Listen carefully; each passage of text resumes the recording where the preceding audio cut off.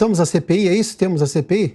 Vamos lá. Que define, dentre outras questões, como deve se portar o GSI diante das ameaças de terrorismo. O senhor participou da elaboração do decreto?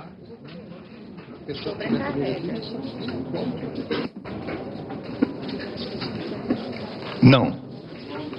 Bom, mas foi feito pelo seu grupo de transição durante o governo. Portanto, grupo de transição esse que o senhor participou. Está aqui o seu nome no grupo. Bom, então vamos confrontar a documentação depois. Mas, de qualquer forma, participando da elaboração do decreto ou não, o fato é que este decreto define, e eu vou ler aqui, da seguinte forma. Atribuições do GSI. Realizar o acompanhamento de assuntos pertinentes ao terrorismo e as ações destinadas à sua prevenção e sua neutralização e intercambiar subsídios para avaliação de risco e ameaça terrorista. Então, aqui os incisos e artigos pertinentes ao decreto, não vou alongar nisso. Por outro lado, os parâmetros dos manuais militares definem as seguintes questões como referência de terrorismo. Violência física ou psicológica ou ameaça de violência, amplamente presente nessas invasões que nós temos visto no período em que eu estava à frente do GSI. Violência contra pessoas ou propriedade pública ou privadas, alvos diretos, visando alcançar alvos indiretos, sensibilizando o público em geral ou pressionando o governo para tanto, exatamente a defesa que se faz aqui. 3. Geração de medo ou terror, acontece amplamente nessas invasões e nesses crimes. 4. Violência dirigida primeiramente contra os civis. É o caso dos proprietários. 5. Motivação política, ideológica, social, religiosa, filosófica, étnica ou racial. E, por fim, coerção direta sobre as vítimas visando constranger o poder público a fazer ou deixar de fazer algo no campo político ou administrativo. Essa é a definição dos manuais militares presentes, que, conjugado com o decreto, deixam claro a atribuição do GSI, que o senhor comandou durante 3 meses, de monitorar, informar e agir, nem que fosse disseminando, como no passado foi feito, às autoridades de segurança pública dos respectivos estados, onde tais medidas deveriam ser tomadas diante das invasões, iminentes ou concretas havidas naquele período. Pergunto, quantos relatórios de risco de invasão de terras, de crimes correlatos, seja na iminência ou recém-realizados, o senhor, através do GSI e da ABIN, encaminhou às secretarias de Estado da Segurança Pública?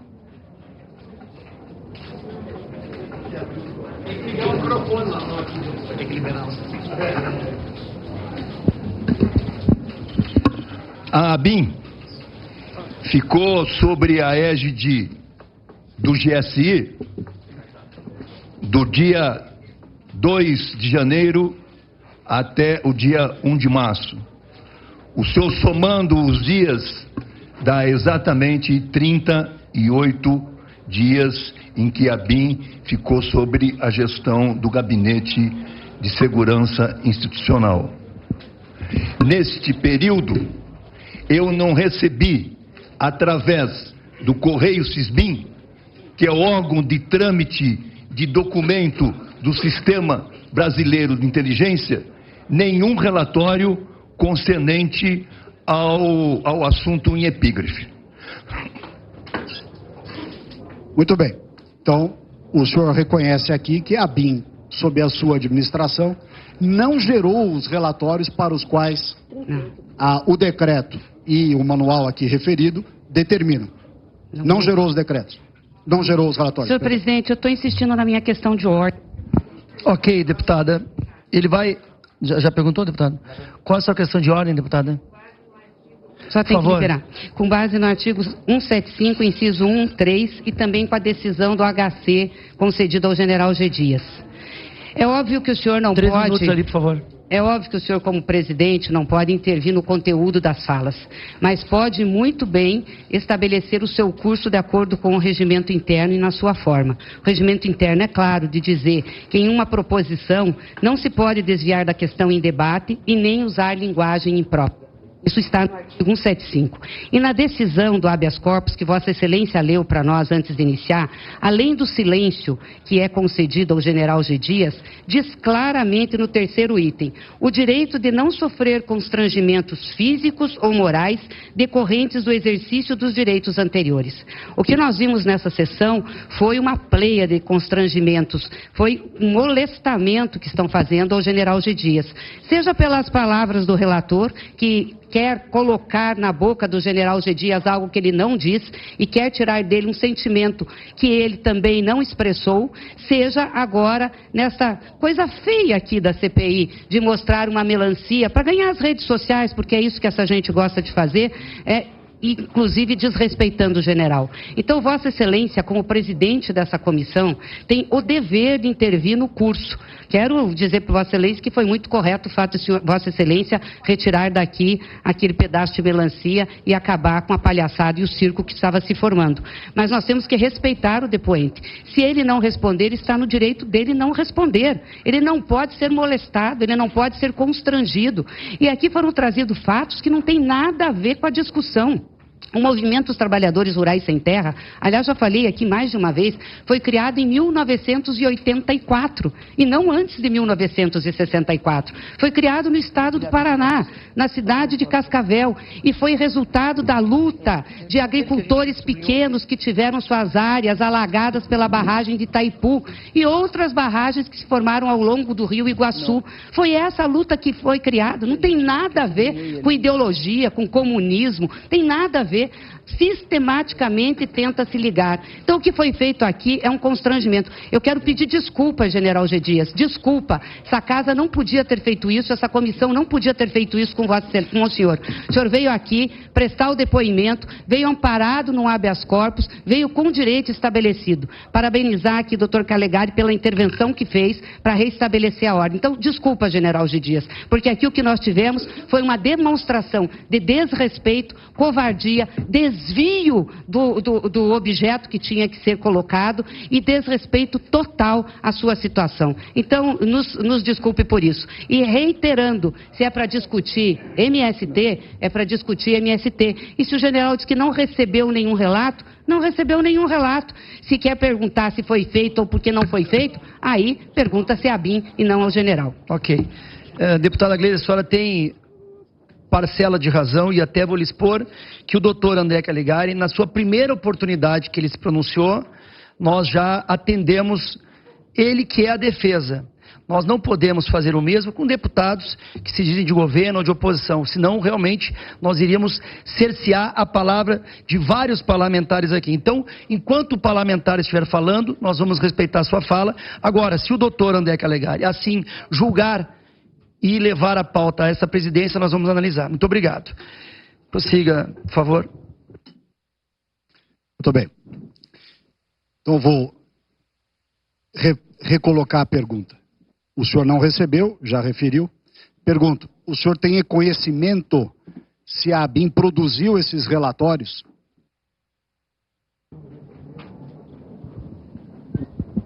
Todo relatório que a ABIN produz, no seu final, tem lá uma palavrinha, difusão. Ela distribui o relatório, normalmente, para as áreas interessadas do sistema SISBIN. O sistema SISBIN é um colegiado. A ABIN é um órgão de administração direta do setor público, em que tem, sob sua gestão, 26 superintendências. E está, na realidade, na aditância de 18 países. Então, normalmente, todo relatório que chega ao gabinete, ao ministro do Gabinete de Segurança Institucional, ele chega primeiramente ao secretário executivo e ao chefe de gabinete. E ele é extraído do computador por um sistema de criptografia. Bem, aí o ministro toma conhecimento e vê na difusão para onde foi este relatório. Então, eu não recebi, no 38 dias, um mês, um pouquinho, em que a ABIN ficou sobre a minha gestão, nenhum relatório. Haja vista, senhores deputados e deputadas, A ABIN, quando o doutor Saulo assumiu, ela estava em fase de recomposição.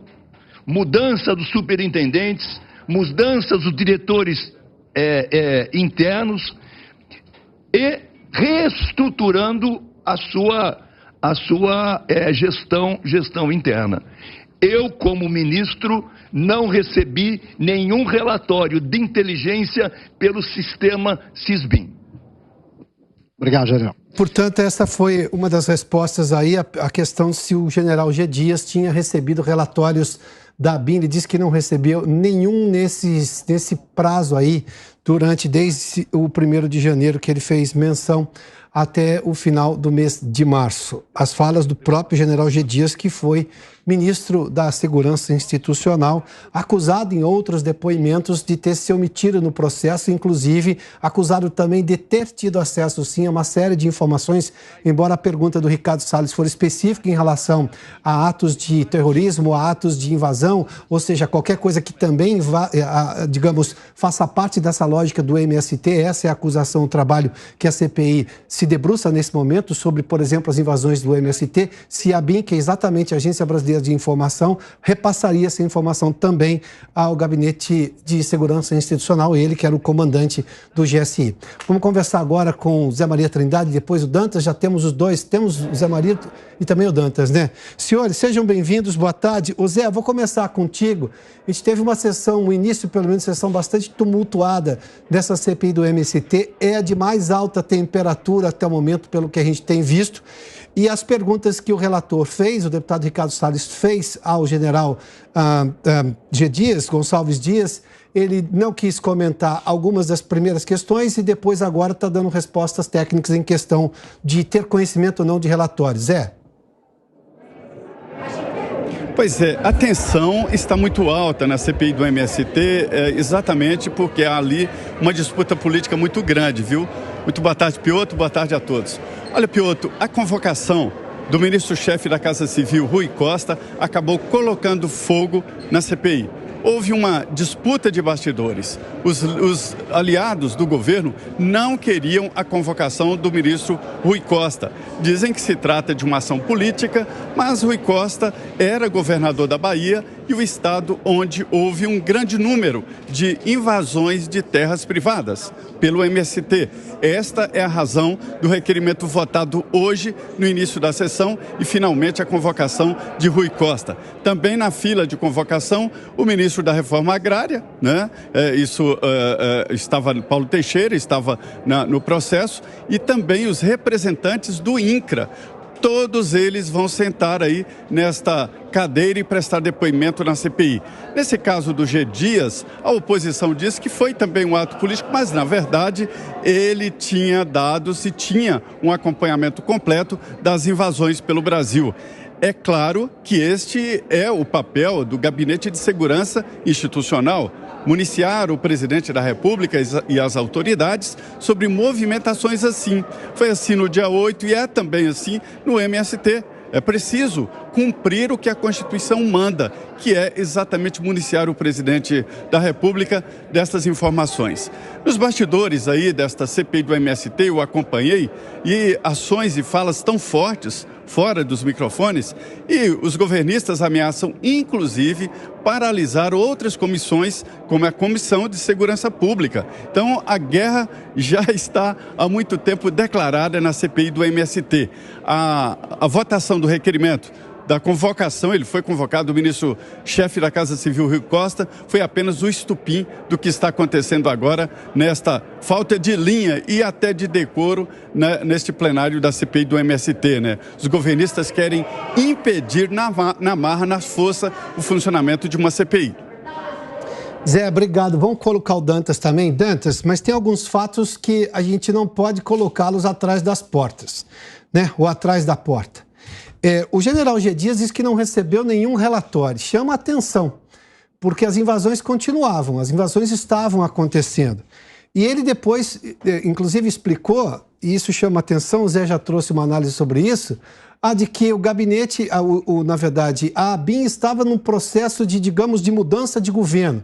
peraí, a ABIN pode estar em mudança de governo, mas ela não pode parar de trabalhar, porque ela é uma entidade de Estado que, na verdade, provê a autoridade, no caso o presidente da República, provê a autoridade de informações sigilosas, estratégicas, que dizem a respeito à segurança do país. Ou avanços, por exemplo, sobre instituições do país. Bom, essa conta não está fechando, Dantas, simplesmente isso. Por mais que haja essa gritaria por parte dos governistas querendo blindar o G. Dias, mas a conta não fecha. A conta não fecha mesmo, Piotr. Muito boa tarde a toda a nossa audiência. Aliás, a conta que o G. Dias fez aí em plena CPI também não bate. Olha, é importante se dizer que o G. Dias, desde a transição, ele já assumiu ali, já recebeu os trabalhos, né, as atividades que estavam em desenvolvimento, né, pelo governo anterior, pela ABIN e pelo GSI no governo anterior. Então, ele já...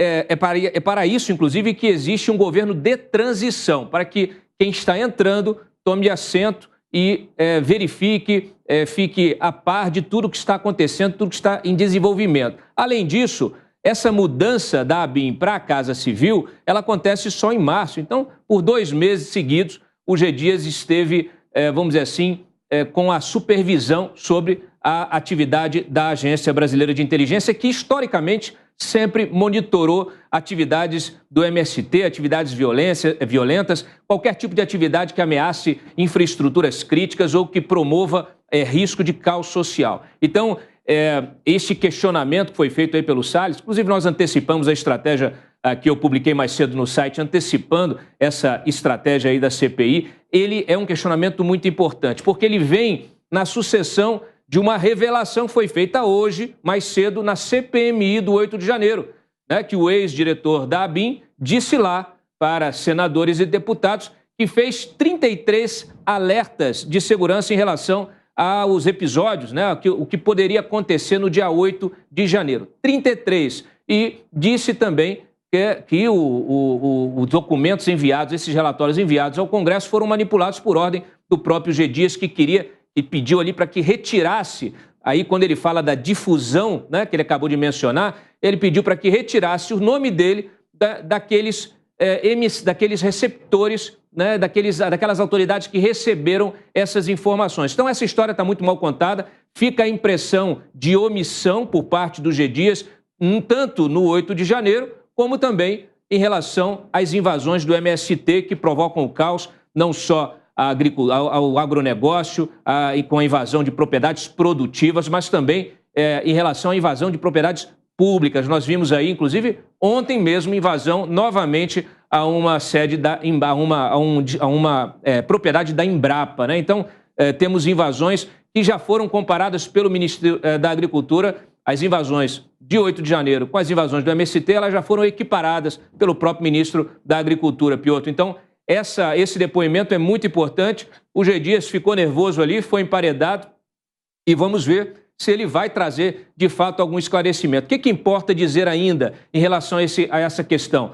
A CPI já solicitou à ABIN os relatórios, todos os informes produzidos a partir de janeiro até a atualidade, aí, pelo menos nos 4, 5 meses iniciais do ano, mas especialmente naqueles meses em que o G. Dias ainda era o chefe do GSI e que supervisionava a ABIN, para que se saiba exatamente o que foi produzido e quem recebeu essa informação. E no caso do Rui Costa, a convocação dele também tem a ver com isso, porque a ABIN passou ao comando do Rui Costa. E também, Piotr, não dá para a gente crer numa versão de que o sujeito, né, é responsável pela Agência Brasileira de Inteligência até o dia X e no dia seguinte ele já lava as mãos, não tem mais nada a ver com isso. No mínimo, ele fez uma transmissão desse trabalho que vinha sendo desenvolvido ao seu colega ministro. Então, há um momento de transição também, já no atual governo, entre um ministro e outro, e os dois são responsáveis